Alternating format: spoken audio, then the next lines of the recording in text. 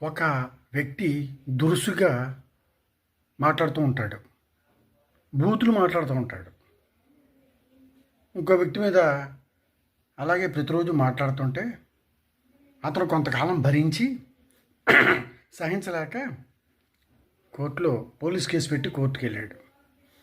కోర్టుకు వెళ్తే జడ్జి గారు విచారణ జరిపి తీర్పు చెబుతూ నువ్వేం తిట్టావని అడిగాడు. నేను తిట్టలేదండి, కామెంట్ మాత్రమే చేశాను, ఏమి తిట్టలేదు అన్నాడు. అయితే నువ్వేమి కామెంట్లు చేసావు అన్నీ ఒక కాగితం మీద రాసి రేపు పట్టుకురా అన్నాడు. మొన్నటికి వాయిదా పడింది. ఇతను కాగితం మీద రాసి మొన్నటి పట్టుకొచ్చాడు. మొన్నటి పట్టుకొచ్చిన తర్వాత జడ్జి గారు చూసి ఈ పేపర్ని చింపేసి మొక్కలు బయట విసిరేసి ఇంటికి వెళ్ళిపో, మళ్ళా రేపు రా అన్నాడు. సరే, అతను చెప్పినట్టే, జడ్జి గారు చెప్పినట్టే చేశాడు. చూసి మొన్నాడు వచ్చాడు. ఇప్పుడు నువ్వు ఆ పేపర్ ముక్కలన్నీ కూడా తీసుకురా అన్నాడు జడ్జి గారు. అదెలా సాధ్యం అన్నాడు.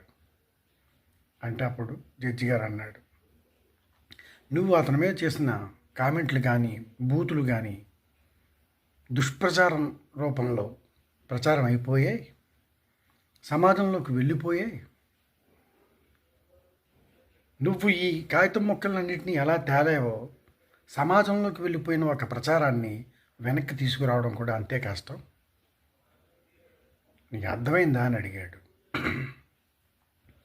ఒక మనిషిని అనవసరంగా నిందించడం, ఒక మనిషి మీద నేరారోపణలు చేయడం, ఒక మనిషిని నలుగురిలో చులకన చేయడం, లేనిపోయినవి సృష్టించుకుని ఊహించుకుని అందరి దగ్గర కామెంట్ చేయడం ఒక వ్యక్తి గురించి ఎంత తప్పో తెలుసా?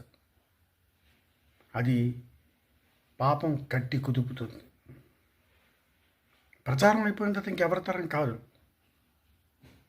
అంచేత మంచైనా చెడైనా ఎప్పుడు కూడా మంచి అయితే మైకులో చెప్పమన్నారు, చెడైతే చెవిలో చెప్పమన్నారు.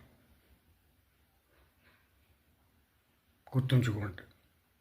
అటువంటి వాళ్ళు మీకు ఎవరైనా తగిలారా? కామెంట్ రూపంలో తెలియజేయండి.